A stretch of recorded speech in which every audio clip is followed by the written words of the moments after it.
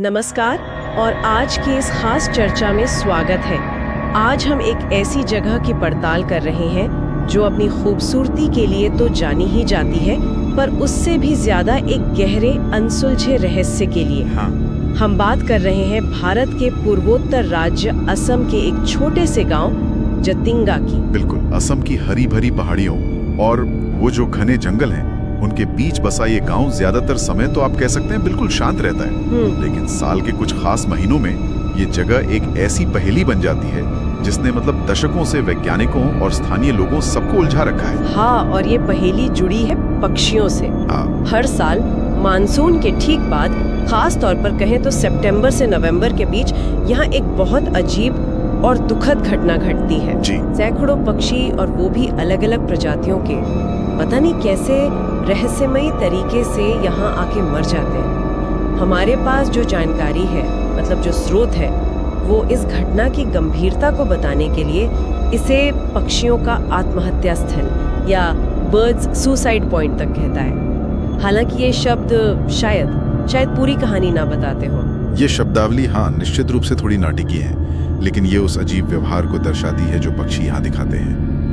ये सिर्फ ऐसा नहीं लगता कि बस यूं ही कोई दुर्घटना हो गई। ऐसा लगता है मानो पक्षी जानबूझकर मौत की तरफ खींचे चले आ रहे हो। हमारा उद्देश्य आज इसी स्रोत में दी गई जानकारी के आधार पर यह समझना है कि जतिंगा में आखिर होता क्या है, इसके पीछे क्या संभावित कारण बताए गए हैं और क्यों ये रहस्य आज भी बना हुआ है। चलिए तो घटना के विवरण में थोड़ा और गहरे उतरते हैं। स्रोत के मुताबिक ये घटना मुख्य रूप से उन रातों में होती है जो मौसम मतलब एक खास तरह का होता है। घना कोहरा छाया हो, शायद हल्की बूंदाबांदी, या हवा में बहुत नमी हो और हवा भी चल रही हो। खासकर शाम 7 बजे से रात 10 बजे के बीच का समय बताया जाता है। अच्छा। हाँ, और इन खास मौसमी परिस्थितियों में अचानक ही पता नहीं कहां से विभिन्न प्रजातियों के पक्षी, जिनमें स्थानीय और शायद कुछ प्रवासी पक्षी भी शामिल हो सकते हैं, स्रोत इस पर ज्यादा विवरण नहीं देता, गांव की तरफ झुंड में उड़ते हुए आते हैं। झुंड में? हाँ, झुंड में। और उनका ध्यान खास तौर पर गांव में जल रही रोशनी की तरफ होता है। अब ये बिजली के बल्ब हो सकते हैं, लालटेन हो सकती है, या फिर कहीं आग जल रही हो तो उसकी लपटें। और यहीं से स्थिति दुखद हो जाती है।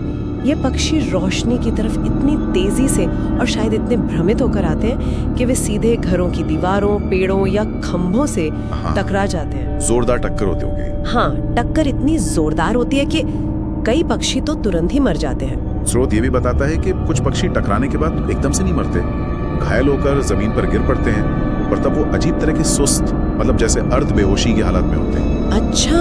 हाँ, और उन्हें पकड़ना भी बहुत आसान हो जाता है, जो कि सामान्य जंगली पक्षियों के व्यवहार से बिल्कुल अलग है।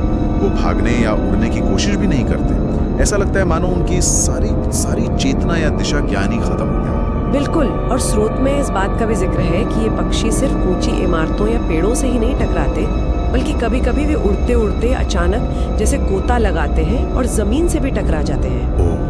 ये व्यवहार ही इसे इतना रहस्यमय बनाता है। क्या वे रोशनी को कुछ और समझ बैठते हैं, या कोई अदृश्य शक्ति उन्हें नीचे खींच लाती है? यहीं से शायद वो स्थानीय मान्यताएं जन्म लेती हैं। स्वाभाविक है, जब कोई घटना इतनी अजीब हो और नियमित रूप से हो और उसका कोई स्पष्ट वैज्ञानिक कारण तुरंत समझ ना आए, तो स्थानीय समुदाय अपनी समझ और अपने विश्वासों के आधार पर ही उसकी व्याख्या करता है। हाँ। स्रोत के अनुसार जतिंगा के स्थानीय निवासी, जो ज्यादातर जैंतिया जनजाति के हैं, वो इस घटना को लंबे समय से अलौकिक मानते आए हैं। उनका क्या मानना है इस बारे में, मतलब क्या कहते हैं? और उनकी मान्यताओं के अनुसार ये आत्माओं का खेल है। वो मानते हैं कि मानसून के बाद जब आसमान में बुरी आत्माएं या कोई अदृश्य शक्तियां घूमती हैं, तो वे इन पक्षियों को सजा देने या किसी और अज्ञात कारण से अपनी ओर खींच लेती हैं। अच्छा। कुछ पुरानी कथाओं में तो ये भी कहा जाता है कि ये पक्षी आसमान से देवताओं के लिए भेजे गए उपहार हैं। ये मान्यताएं मतलब पीढ़ी दर पीढ़ी चली आ रही है। यानी उनके लिए ये एक प्राकृतिक घटना कम और एक आध्यात्मिक या अलौकिक संकेत ज्यादा है। इससे गांव को लेकर एक खास तरह का माहौल भी बनता होगा। हाँ बिल्कुल। स्रोत इशारा करता है कि इन मान्यताओं के कारण जतिंगा को एक रहस्यमयी और कुछ हद तक एक डरावनी जगह के तौर पर भी देखा जाता रहा है, खासकर बाहरी लोगों द्वारा। हालांकि गांव के लोग अब इस घटना के आदी हो चुके हैं, पर वो इसे आज भी प्रकृति के एक अनबूझे रहस्य के रूप में ही देखते हैं, जिसे आत्माओं से जोड़ा जाता है। ये तो हुई स्थानीय मान्यताओं की बात, लेकिन जैसा कि ऐसे रहस्यों के साथ अक्सर होता है, वैज्ञानिकों ने भी इस गुत्थी को सुलझाने में काफी दिलचस्पी दिखाई है। कई पक्षी विज्ञानी और शोधकर्ता जतिंगा गए हैं। हाँ स्रोत में कुछ संभावित वैज्ञानिक व्याख्याओं का भी जिक्र मिलता है। हाँ, वैज्ञानिक दृष्टिकोण जाहिर है अलौकिक शक्तियों से हटकर भौतिक और जैविक कारकों पर ध्यान केंद्रित करता है। एक प्रमुख सिद्धांत, जैसा कि स्रोत बताता है, वो मौसम और भौगोलिक परिस्थितियों के एक खास तरह के संयोजन पर आधारित है। जतिंगा असल में एक घाटी में स्थित है जिसके चारों ओर पहाड़ियां हैं और मानसून के बाद यहाँ अक्सर बहुत घना कोहरा छा जाता है, खासकर रात के समय। और हवा की भूमिका भी बताई गई है। स्रोत कहता है कि जब दक्षिण पश्चिम मानसून के बाद हवा की दिशा बदलती है और तेज हवाएं चलती हैं, तो ये हवाएं कोहरे के साथ मिलकर उड़ने वाले पक्षियों के लिए मतलब एक बेहद भ्रामक स्थिति पैदा कर सकती हैं। बिल्कुल, खासकर रात में जब दृश्यता वैसी ही बहुत कम होती है। सही। हंसी पक्षी जो उस इलाके से गुजर रहे होते हैं, वे इन तेज हवाओं और कोहरे में अपना रास्ता भटक सकते हैं। उनका जो प्राकृतिक नेविगेशन सिस्टम होता है, जो शायद पृथ्वी के चुंबकीय क्षेत्र या तारों पर निर्भर करता है, वो इन परिस्थितियों में ठीक से काम नहीं कर पाता होगा। तो वो दिशाहीन हो जाते हैं। हाँ, पूरी तरह से दिशाहीन, डिसोरिएंटेड। उन्हें समझ नहीं आता कि किधर जाना है। और इसी दिशाहीनता में गांव की रोशनी एक और महत्वपूर्ण भूमिका निभाती है ना? बिल्कुल। स्रोत के अनुसार जब ये भटके हुए पक्षी अंधेरे और कोहरे में कुछ समझ नहीं पाते, तो उन्हें दूर से आती गांव की रोशनी वो उन्हें आकर्षित करती है। हाँ, ये एक सामान्य व्यवहार है पक्षियों में और कीड़ों में भी। रात में उड़ने वाले कई कीड़े और पक्षी रोशनी की तरफ आकर्षित होते हैं। इसे फोटोटैक्सिस कहते हैं। शायद वे इसे खुले आसमान या किसी सुरक्षित जगह का संकेत समझते हैं। लेकिन जतिंगा के मामले में यह आकर्षण घातक साबित होता है। वे रोशनी की तरफ तेजी से बढ़ते हैं, पर कोहरे और अंधेरे के कारण उन्हें बीच में आने वाली रुकावटें जैसे घर, दीवारें, पेड़, बिजली के तार, ये सब दिखाई नहीं देती।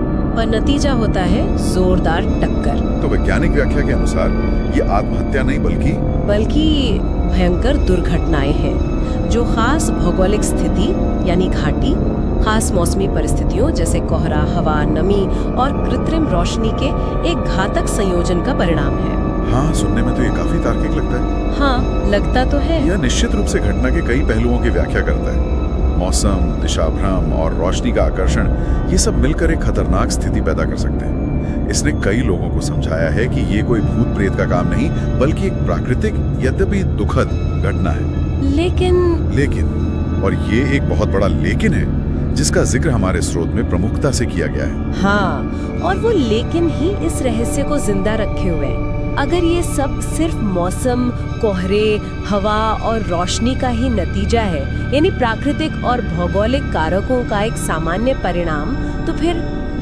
ये घटना इतनी विशिष्ट रूप से सिर्फ और सिर्फ जतिंगा गांव और उसके आसपास के एक बहुत छोटे से इलाके, शायद कोई 1.5 किलोमीटर लंबी पट्टी में ही क्यों होती है? यही सबसे बड़ा अनसुलझा सवाल है। भारत में और दुनिया भर में ऐसे अनगिनत पहाड़ी इलाके हैं, घने जंगलों वाले क्षेत्र हैं, जहां मॉनसून के बाद या अन्य समय में बिल्कुल ऐसी ही मौसमी स्थितियां बनती होंगी। हाँ, होती होंगी। घना कोहरा छाता होगा, तेज हवाएं चलती होंगी, घाटियां होंगी और गांव या कस्बों में रात को रोशनी भी चलती होगी। लेकिन उन जगहों से पक्षियों के इस तरह सामूहिक रूप से साल दर साल एक निश्चित पैटर्न में मरने की खबरें क्यों नहीं आती? ये बात समझ नहीं आती। क्या जतिंगा की भौगोलिक बनावट में कुछ खास है? मतलब क्या घाटी का ढलान या आकार कुछ अलग है, या वहाँ की हवा की संरचना में कुछ है, या फिर जैसा कि कुछ अटकलों में कहा जाता है, क्या वहाँ के स्थानीय चुंबकीय क्षेत्र में कोई ऐसी असामान्यता है जो पक्षियों के नेविगेशन को खास तौर पर प्रभावित करती है? स्रोत इन सवालों को उठाता तो है, पर ठोस जवाब नहीं देता। सही कहा, ये सब अटकलें ही हैं, क्योंकि इन्हें साबित करना बहुत मुश्किल है। क्या घाटी की ढलान, हवा का बहाव और रोशनी का कोण मिलकर कोई ऐसा अनूठा फनल इफेक्ट बनाते हैं जो सिर्फ यहीं होता है? या क्या यहाँ की मिट्टी या पानी में कोई ऐसा तत्व है जो पक्षियों को अस्थायी रूप से भ्रमित करता है? मौजूदा वैज्ञानिक मॉडल इस हाइपर लोकलाइजेशन की पूरी व्याख्या नहीं कर पाते। उनमें कहीं ना कहीं कोई कड़ी छूट रही है। तो अगर हम सारी जानकारी को एक साथ रखकर देखें तो हमारे सामने क्या तस्वीर उभरती है? एक तरफ गांव के लोगों की गहरी सदियों पुरानी मान्यताएं हैं जो इसे आत्माओं और अलौकिक शक्तियों से जोड़कर देखती हैं। ये मान्यताएं घटना की भयावहता और रहस्य को अपनी तरह से समझाती हैं। और दूसरी तरफ हमारे पास वैज्ञानिक दृष्टिकोण है जो तर्क और अवलोकन पर आधारित है। ये मौसम, पक्षियों के व्यवहार, दिशा भ्रम और रोशनी के प्रभाव के आधार पर एक संभावित भौतिकवादी व्याख्या प्रस्तुत करता है, जो काफी हद तक प्रशंसनीय भी है। हाँ बिल्कुल, लेकिन एक महत्वपूर्ण सवाल पर आकर रुक जाती है, सिर्फ यही क्यों? बिल्कुल, और स्रोत ये स्पष्ट करता है कि जब तक इस सवाल का संतोषजनक जवाब नहीं मिलता, तब तक जतिंगा का रहस्य पूरी तरह सुलझा हुआ नहीं माना जा सकता। वैज्ञानिक कारण घटना के कैसे की व्याख्या तो कर सकते हैं, लेकिन सिर्फ यही क्यों कब पूरी तरह नहीं। कभी कभी किसी स्थान के अनूठे भौगोलिक, वायुमंडलीय और शायद जैविक कारकों का ऐसा संयोजन हो सकता है जो हमारी सामान्य वैज्ञानिक समझ से परे हो। और जहां विज्ञान के पास स्पष्ट उत्तर नहीं होते, वहां स्थानीय संस्कृति, लोक कथाएं और विश्वास वो उन अंतरालों को भरने का प्रयास करते हैं, जैसा कि जतिंगा ने हुआ है। हाँ, ऐसा लगता है कि जतिंगा विज्ञान और लोक कथाओं के बीच एक चौराहे पे खड़ा है।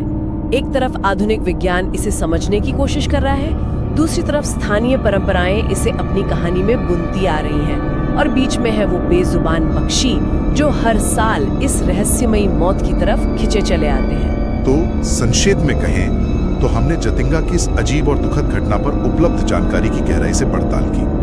हमने देखा कि कैसे हर साल मॉनसून के बाद खास मौसमी परिस्थितियों में विभिन्न प्रजातियों के पक्षी रात के समय गांव की रोशनी की तरफ आकर्षित होते हैं। हमने स्थानीय मान्यताओं पर भी गौर किया जो इसे अलौकिक शक्तियों का काम मानती हैं, और उन वैज्ञानिक परिकल्पनाओं को भी समझा जो मौसम, दिशा भ्रम और रोशनी के प्रभाव पर आधारित है। लेकिन स्रोत के विश्लेषण से जो सबसे बड़ा अनसुलझा रहस्य, या कहें कि सबसे गहरी पहेली उभर कर सामने आती है, वो है इस घटना का अत्यधिक स्थानीय होना।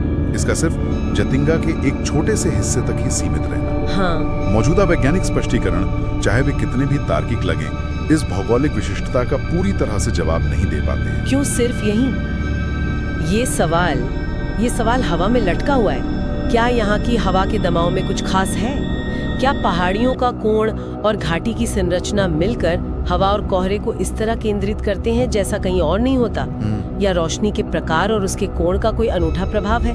या फिर कोई ऐसा कारक है जिसके बारे में हमने अभी सोचा भी नहीं है? और जब तक इन सवालों के पुख्ता जवाब नहीं मिलते, जतिंगा का रहस्य वो बना रहेगा। ये हमें याद दिलाता है कि हम प्रकृति के बारे में कितना कम जानते हैं, खासकर जब बात स्थानीय स्तर की अनूठी घटनाओं की आती है। ये वाकई हमें सोचने पे मजबूर करता है, क्या दुनिया में ऐसी और भी जतिंगा जैसी जगहें हो सकती हैं जहां भूगोल, मौसम और शायद अन्य अनदेखे स्थानीय कारकों जैसे कि सूक्ष्म जलवायु, माइक्रोक्लाइमेट, या वनस्पति का प्रकार, या शायद ध्वनि तरंगे भी का कोई अनूठा संयोजन जानवरों के व्यवहार को इतने नाटकीय और अप्रत्याशित तरीके से प्रभावित करता हो? संभव है, क्यों नहीं? शायद ऐसी कई पहेलियां प्रकृति में अभी भी छिपी हों जो हमारी मानकीकृत वैज्ञानिक समझ को चुनौती देती हों। जतिंगा सिर्फ पक्षियों की मौत की कहानी नहीं है, ये प्रकृति की जटिलता, उसकी स्थानीयता और हमारे ज्ञान की सीमाओं की भी कहानी है। बिल्कुल, और ये हमें एक अंतिम विचार के साथ छोड़ जाता है। अगली बार जब हम किसी अजीब या अविश्वसनीय प्राकृतिक घटना के बारे में सुने, तो उसे तुरंत खारिज करने या किसी एक सरल व्याख्या में फिट करने के बजाय शायद हमें जतिंगा को याद करना चाहिए। शायद हमें ये स्वीकार करने के लिए तैयार रहना चाहिए कि प्रकृति में अभी भी ऐसे कई रहस्य हैं जिन्हें समझने के लिए हमें और गहरे जाने और शायद नए तरीकों से सोचने की जरूरत है। ये हमें विनम्र बनाता है और जानने की इच्छा को और तीव्र करता है।